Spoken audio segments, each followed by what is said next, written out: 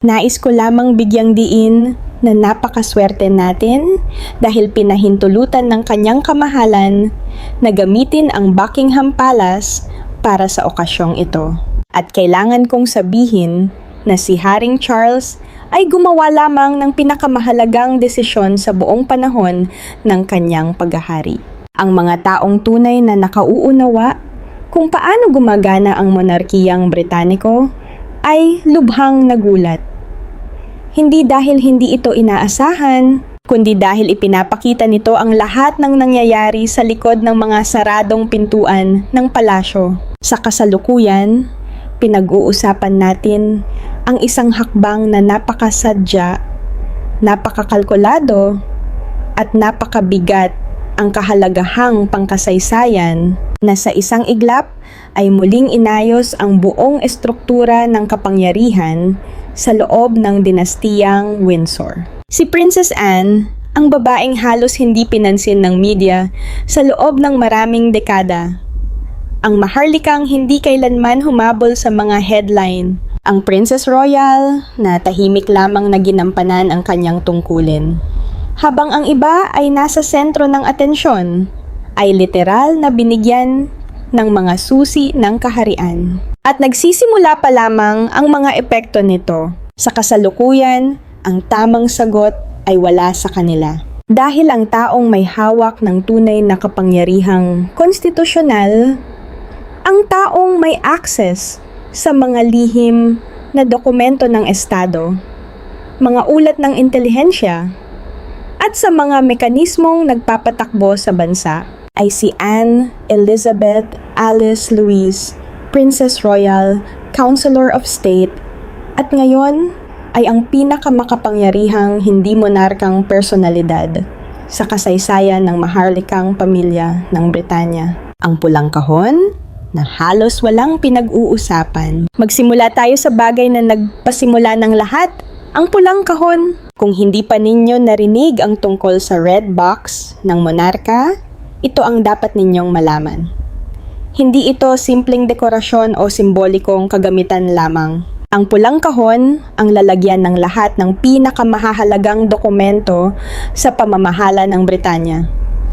Mga lihim na ulat ng intelihensya, mga panukalang batas, opisyal na korespondensya ng Estado, at mga briefing mula sa mga miyembro ng gabinete. Araw-araw, binubuksan ng naghaharing monarka ang kahong ito at nakikilahok sa tunay na proseso ng pamamahala sa United Kingdom. Ito ang pinakamalinaw at pinakatunay na simbolo ng kapangyarihang konstitusyonal ng korona. At narito ang bagay na dapat magpagising sa inyong pansin. Ang kahong ito ay napunta sa mga kamay ni Princess Anne, hindi kay Camilla. Pag-isipan ninyo ang kahulugan nito. Si Camilla ay reyna consort. Siya ang nagsusuot ng korona. Siya ang laging nasa tabi ni Haring Charles sa mga opisyal na seremonya.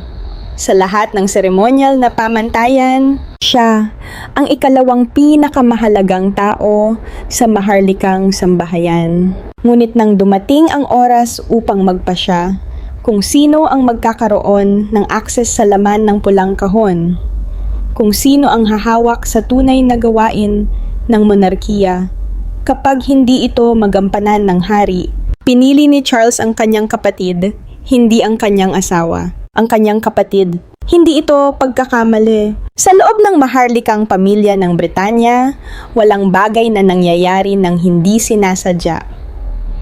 Bawat desisyon, bawat pagtatalaga, at bawat seremonyal na kilos ay maingat na pinag-iisipan at puno ng kahulugan. Kaya nang gawin ni Charles ang pasyang ito, malinaw ang kanyang mensahe sa mga taong nakauunawa sa sitwasyon. Parang sinasabi niya, pinagkakatiwalaan ko si Anne pagdating sa kapangyarihan. Hindi ko ipinagkakatiwala kay Camilla ang kapangyarihang iyon.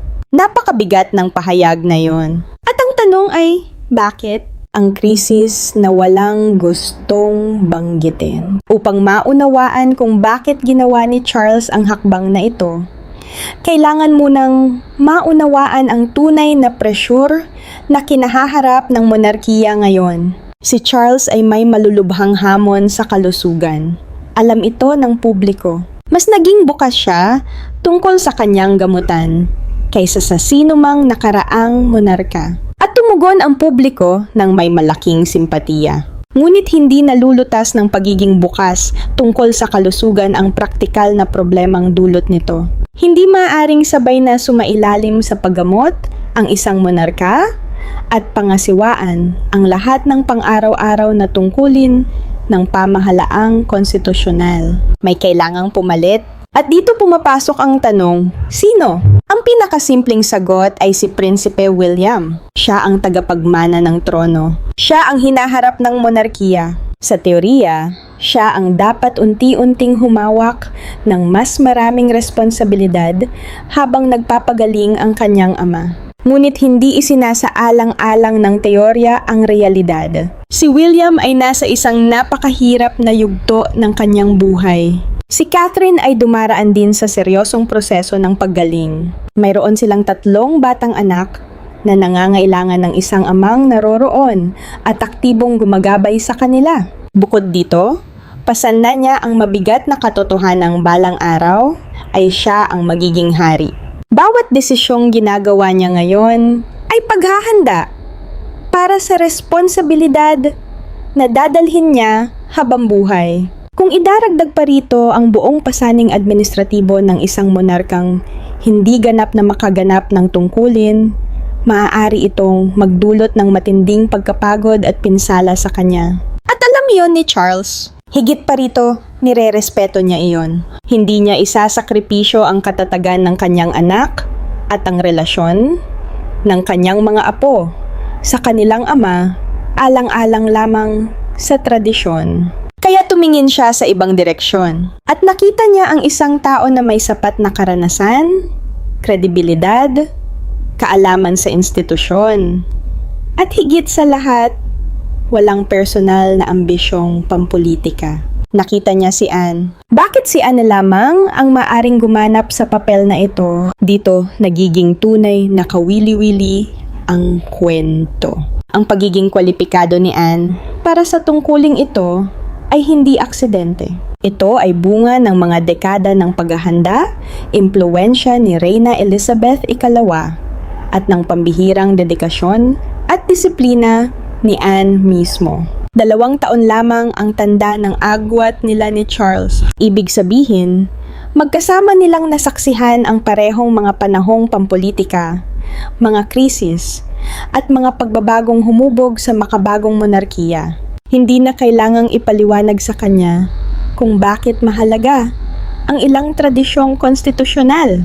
Nandoon siya noong mabuo ang mga ito. Ang ganitong uri ng karanasan at alaala ng institusyon ay hindi mapapalitan. Ngunit may isa pang mas mahalagang dahilan. Si Anne ay walang ambisyong dinastiko. Sa karaniwang politika, maaaring ituring itong kahinaan. Ngunit sa loob ng monarkiya, ito ang isa sa pinakamahalagang katangian. Dahil ang pinakamalaking panganib sa pagbibigay ng kapangyarihan sa isang taong malapit sa trono ay ang posibilidad na gamitin niya ito para sa sariling interes. Maraming dinastiya ang nasira dahil dito.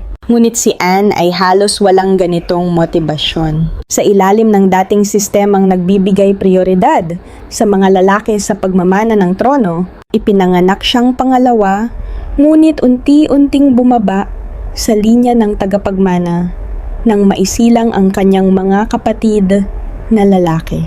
Naisantabi siya ng sistema. Ngunit kahanga-hanga ang kanyang naging tugon. Hindi siya nagreklamo, hindi siya nagkimkim ng sama ng loob. Sa halip, nagtrabaho siya. Iniwan niya ang usapin ng posisyon at nakatuon sa layunin at serbisyo. At ang tahimik na pasyang iyon, na halos walang nakapansin noon, ang mismong dahilan kung bakit siya ngayon ang itinuturing na tamang tao para humawak ng kapangyarihan. Kapag si Anne ang naghahatid ng mensahe ng hari o may hawak ng pulang kahon, walang nag-iisip na ginagawa niya ito para sa sarili niyang kapakinabangan. Wala siyang sariling paksyon. Wala siyang lihim na agenda. Wala siyang planong agawin ang impluwensya ng sinuman. Siya ay isang pinagkakatiwalaang tagapaglingkod ng korona. At sa isang mundong puno ng hinala at pagsusuri sa bawat kilos ng maharlikang pamilya, ang ganitong uri ng integridad ay napakahalaga. Ang matagal ng plano ni Reyna Elizabeth, ang hindi napapansin ng karamihan, ay hindi ito biglaang pag-angat ni Anne. Ito ay bunga ng isang prosesong sinimulan ni Reyna Elizabeth II, mahigit 50 taon na ang nakalilipas. At marahil, ngayon lamang natin nakikita ang buong larawan ng planong iyon. Sa buong ikalawang kalahati ng ika-20 siglo, tuwing humaharap ang Commonwealth ng Britanya sa isang tunay na krisis, hindi lamang isang seremonyal na abala, kundi isang seryosong sandali ng tensyong pampolitika at marupok na diplomasya. Si Reyna Elizabeth ay ipinapadala si Anne, hindi upang kumaway sa mga tao, hindi upang magbukas ng mga ospital o magpakuha ng litrato. Si Anne ay ipinadadala sa mga lugar kung saan tunay na mahirap ang sitwasyon, sa mga maselang negosasyon, sa mga ugnayan sa loob ng Commonwealth na nangangailangan ng maingat at bihasang pamamahala.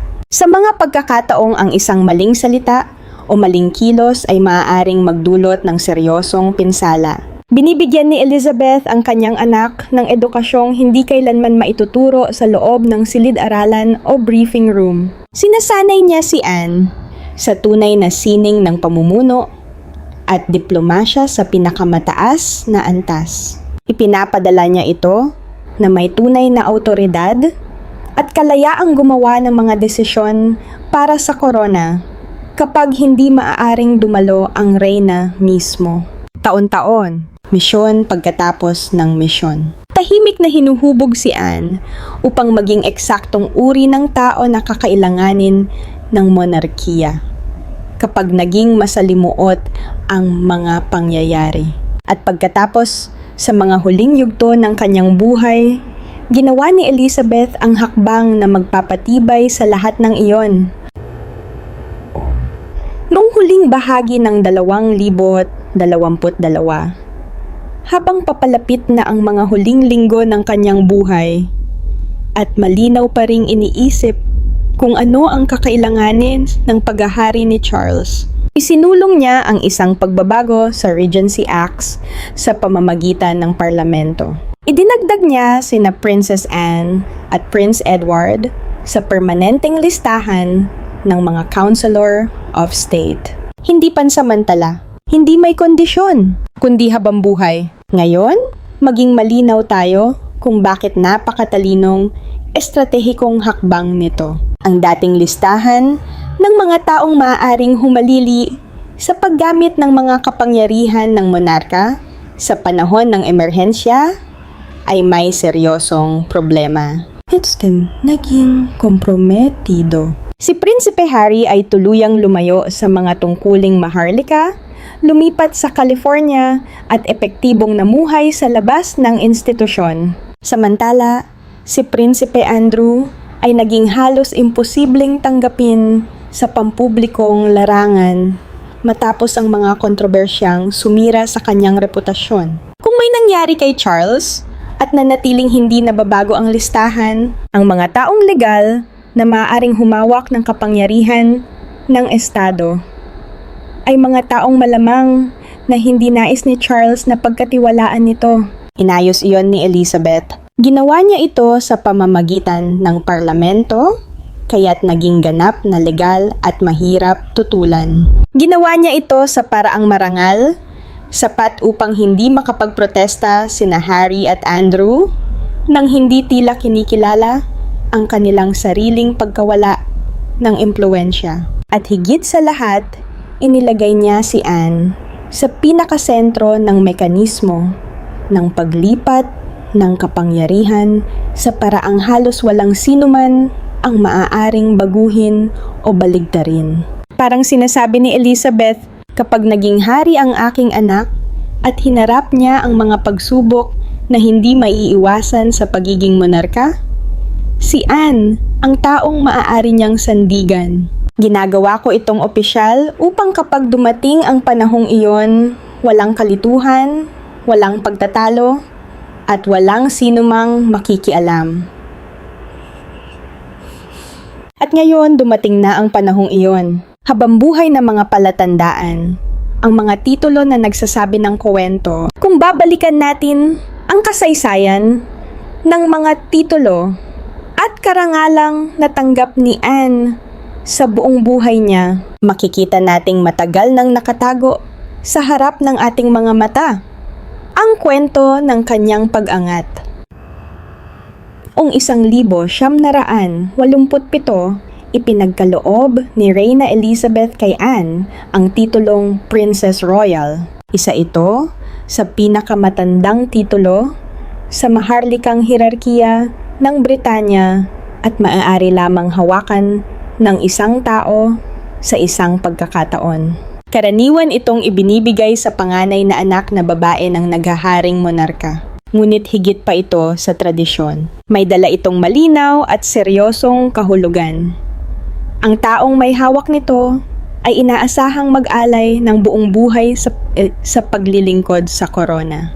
Hindi bilang libangan, hindi kapag may oras lamang, kundi ng buo at walang pag-aatubili. Ito ang pampublikong pahayag ni Elizabeth na si Anne ay nasa ibang antas kumpara sa iba pang nagtatrabahong miyembro ng maharlikang pamilya. Hindi lamang siya isa pang kasapi ng pamilya na tumutulong sa institusyon. Isa siyang mahalagang haligi ng mismong pagpapatuloy ng dinastiya. Pagkatapos noong 1976, ginawaran si Anne bilang Knight of the Thistle, ang pinakamataas na orden ng kabalyero sa Scotland. Mas mahalaga ito kaysa sa iniisip ng marami. Hindi ito ibinibigay ng basta-basta. Bago niya ito natanggap, ginugol ni Anne ang maraming taon sa seryosong pagtatrabaho sa Scotland. Nagtatag siya ng matibay na ugnayan sa mga komunidad. Pinamahalaan niya ang masalimuot na mga gawaing pangkawanggawa. Nakibahagi siya sa mga isyung may direktang epekto sa kapakanan ng mga mamamayan. Hindi siya simpleng dumadalo lamang sa mga seremonya. Ang pagkilalang iyon ay formal na patunay na nakuha niya ang respeto ng Scotland sa pamamagitan ng tunay na serbisyo at pangmatagalang dedikasyon. At pagkatapos ay dumating ang koronasyon noong Mayo 2023, nang koronahan si Charles sa Westminster Abbey, gumawa siya ng isang desisyong dapat ay mas binigyang pansin ng lahat. Itinalaga niya si Anne bilang kanyang gold stick in waiting. Isang tungkuling may kasaysayang umaabot ng maraming siglo. Tradisyonal itong ibinibigay sa taong lubos na pinagkakatiwalaan ng monarka pagdating sa kanyang personal na seguridad at kaligtasan. Kaya naroon si Anne, nakasuot ng buong unipormeng militar at nakasakay sa kabayo. Diretsong nasa likuran ng Gold State Coach na nagdadala kay Charles sa mga lansangan ng London. Ito ang pinakamahalagang araw ng kanyang paghahari. Nakasubaybay ang buong bansa, nakatutok ang mga kamera mula sa buong mundo. At sa harap ng lahat, ipinakita ni Charles kung sino ang lubos niyang pinagkakatiwalaan, kung sino ang kanyang sinasandalan, kung sino ang kanyang pinaniniwalaan ng walang pag-aalinlangan. Hindi iyon simpleng seremonya, isa iyong malinaw na deklarasyon. Ang lalaking nasa likod ng prinsesa. Ang tahimik na pag-angat ni Timothy Lawrence. Hindi kumpleto ang kwento ng pag-angat ni Anne kung hindi natin pag-uusapan si Vice Admiral Sir Timothy Lawrence, ang kanyang asawa mula pa noong 1972. Ang kanyang sariling pag-angat sa loob ng maharlikang sambahayan ay nagsasabi rin ng marami tungkol sa pagpapahalaga ni Charles sa kanilang pagsasama. Pumasok si Timothy sa mundo ng maharlikang pamilya noong kalagitnaan ng dekada 1980 bilang isang batang opisyal ng hukbong dagat na napiling magsilbi bilang equerry ni Reyna Elizabeth. Hindi siya sikat, Hindi siya naghahangad ng atensyon. Naroon siya upang magtrabaho. Tahimik niyang pinagmasdan ang panloob na mekanismo ng sambahayang Maharlika na uunawaan ang mga hamon nito at ang mga sakripisyong kinakailangan upang suportahan ang isang nagtatrabahong miyembro ng pamilya hari. Napansin ni Elizabeth kung paano niya sinuportahan si Anne. Tahimik, matatag, at walang hinihinging pagkilala. Si Anne ay nagsasagawa ng higit sa 450 opisyal na gawain bawat taon. Higit kaysa sa halos lahat ng iba pang nagtatrabahong miyembro ng pamilya hari. Ang ganitong schedule ay nangangailangan ng kaparehang kayang humawak ng presyon, magpanatili ng katatagan, at tiyaking maayos ang kanilang personal na buhay upang makapagtuon si Anne sa kanyang mga tungkulin. Ginagawa yon ni Timothy. Mahigit 3 dekada na niya itong ginagawa. Walang reklamo, walang paghahangad ng kredito. Noong 2011, ginawaran siya ni Elizabeth ng Knight Commander of the Royal Victorian Order bilang personal na pagkilala sa kanyang serbisyo sa reyna at sa kanyang pamilya. Ngunit higit pa ang ginawa ni Charles. Kamakailan lamang, itinaas niya si Timothy sa ranggong Knight Grand Cross of the Royal Victorian Order, ang pinakamataas na antas sa buong orden. Ito ay isang parangal na ganap na nasa kapangyarihan ng hari. Hindi ito nangangailangan ng pag-aproba ng gobyerno o ng punong ministro. Ito ay isang personal na mensahe mula kay Haring Charles na nagsasabing, "Pinahahalagahan ko ang iyong katapatan.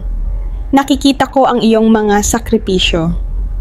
At kinikilala ko ang mahalagang papel na ginampanan mo sa pagsuporta kay Anne at sa monarkiya sa loob ng maraming taon. Nakikita ko ang lahat ng iyong ginawa. Alam ko kung ano ang kahulugan mo para kay Anne. Nauunawaan ko na ang kakayahan niyang gawin ang kanyang mga tungkulin ay nakasalalay sa malaking bahagi sa suportan na ibinibigay mo.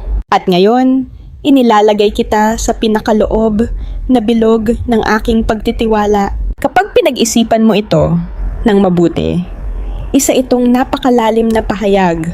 At ipinapakita nito na hindi lamang si Anne bilang isang individual ang itinataas ni Haring Charles. Kinikilala rin niya ang pagsasamang nagbigay daan upang maging posible ang lahat ng nagagawa ni Anne. Ang kasaysayang nakatago sa likod ng mga headline, ang masalimuot na nakaraan ni Camilla at Anne. May isang bagay na halos walang nagsasalita. Ito ang makasaysayang dimensyon sa likod ng kasalukuyang paghahambing sa pagitan ng pag-angat ni Anne at ng tila paglayo kay Camilla sa sentro ng kapangyarihan. At ito ang dahilan kung bakit mas komplikado ang sitwasyong ito kaysa sa unang tingin. Balikan natin ang unang bahagi ng dekada 1970. Bago pa naging reyna consort si Camilla, bago pa man siya nakilala bilang Camilla Parker Bowles. Noong panahong iyon, nasa seryosong relasyon siya kay Andrew Parker Bowles, isang lalaking may mahalagang koneksyon din kay Princess Anne. Nagkaroon sina Anne at Andrew ng tunay at masidhing ugnayan. Pareho silang mahilig sa mga kabayo at equestrian sports. Mayroong isang bagay na totoo at espesyal sa pagitan nila. Ngunit hindi ito maaaring humantong sa kasal. May hadlang na konstitusyonal. Si Andrew ay Katoliko at sa panahong iyon, hindi pinahihintulutan ng mga tuntunin ng maharlikang pamilya ang ganitong uri ng pag-aasawa. Kaya nagtapos ang kanilang relasyon. Kalaunan ay nagpakasal si Anne kay Mark Phillips. Nagpakasal naman si Andrew kay Camilla. Pagkaraan ng ilang taon, naghiwalay sina Andrew at Camilla. At sa kalaunan, muling nagtagpo ang landas ni Charles at Camilla. Sa huli, ang babaeng minsang nagpakasal sa lalaking minahal ni Anne ay naging reyna consort ng Britanya. Ito ay isang masalimuot, emosyonal, at napakataong kasaysayan. At iyon ang kontekstong bumabalot sa kasalukuyang sitwasyon. Habang pinagmamasdan ni Camilla ang patuloy na pagtaas ng impluwensya ni Anne, ang mga karangalan na natatanggap nito at ang pagbibigay sa kanya ng tunay na kapangyarihan. May malinaw na pagkakaiba sa kanilang mga papel. May korona si Camila. May titulo siya. May pwesto siya sa tabi ng hari sa bawat opisyal na okasyon. Ngunit wala sa kanya ang pulang kahon. Wala siyang akses sa mga lihim na ulat ng intelihensya. Wala siyang kapangyarihang konstitusyonal. Samantalang si Anne, na walang korona, hindi naghahanap ng atensyon at ginugol ang kanyang buhay sa tahimik na paglilingkod. Ang may hawak ng mga bagay na iyon. Ano? Talaga ang iniisip nina William at Catherine. Isa sa pinakamahalagang palatandaan sa buong kwentong ito ay ang naging reaksyon ni William at Catherine. Dahil ang kanilang tugon ay nagsasabi ng marami tungkol sa tunay na kalagayan sa loob ng maharlikang pamilya. Pareho silang malinaw at nakikitang sumusuporta sa pinalawak na papel ni Anne. Lalo na si William. Sa iba't ibang pagkakataon, ipinakita niya na malinaw ang kanyang pananaw.